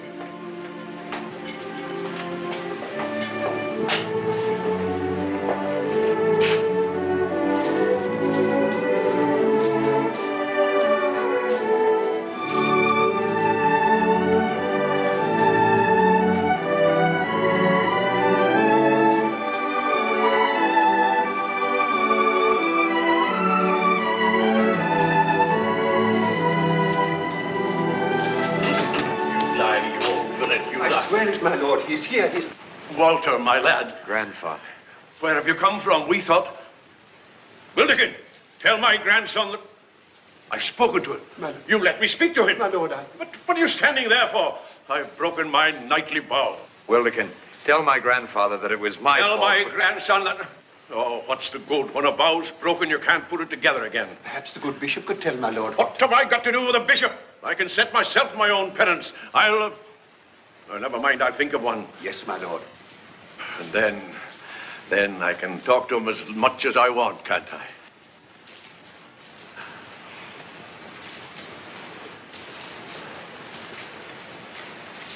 We've no need of you. Go on about your business. Yes, my lord. Yes, my lord. So the needle that points in the same direction and those books I left in London to be sent to the king. And as they might need some explanation, I left word that they could find me here. And then I came straight here to see you. But I wish I had something more to tell you. It all ought to add up to something. I've seen Cathay, but what of that? For all my talk, there's been no help for Gurney in it. And maybe if I'd stayed here, he'd still be in his forest, looking down a shaft at some king's stag. Well, I should have the answers, lad, if you're troubled. I'm old enough. But if I were you, They're here, my lord. The king's men-at-arms. They wish to see Master Walter. Bring him in, man, bring him in. We're ready for him.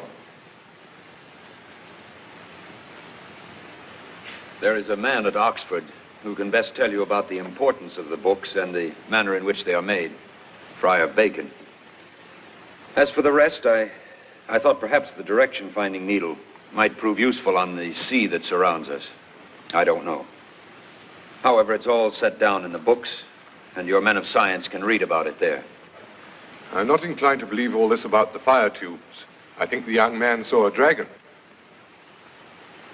Perhaps I did.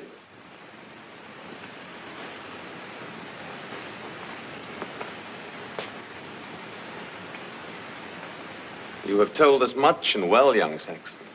All but the most important part. I've told you all I know, sire. All but why you have done these things. I remember you well, young Saxon. You refused to enter my service, and you were very outspoken about it.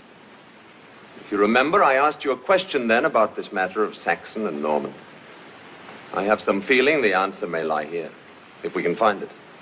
Somewhere in this service you have tried to do us. I didn't do it for you, sire. For whom, then? For him. He wanted it that way, I think. The bowman? Yes, sire. Why did he wish it, then? I don't know. It was something he felt. I don't know what it was. Bayan used to say that nothing existed except what you could touch. But it did for him.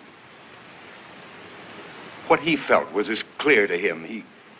He'd sit there and it was like a fragrance to him. It had to be. He died for it, didn't he? Do you think it could be that he discovered he was English first and Saxon second? I don't know. If Saxons can feel like this underneath the bitterness, they can work with a king who would like to be English first and Norman second. There are some points I would like to dispose of in your case, and in that of the bowman. As I remember it, there was some question of a name, amongst other things. It is our wish you remain here until I return.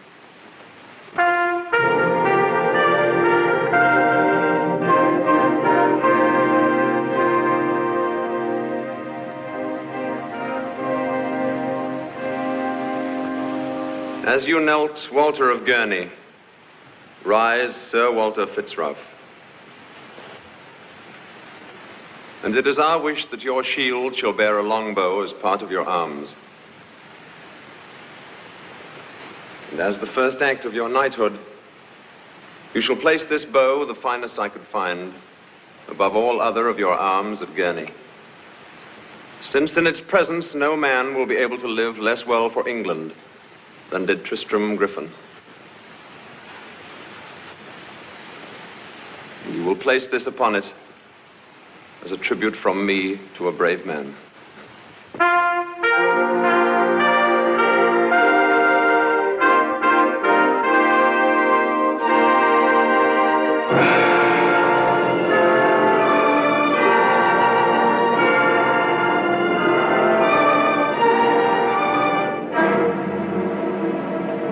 We have been sent a long way to see you. If you are the one my Lord Bayan called the scholar. Bayan? If you are that one, I've something I'm ordered to give you.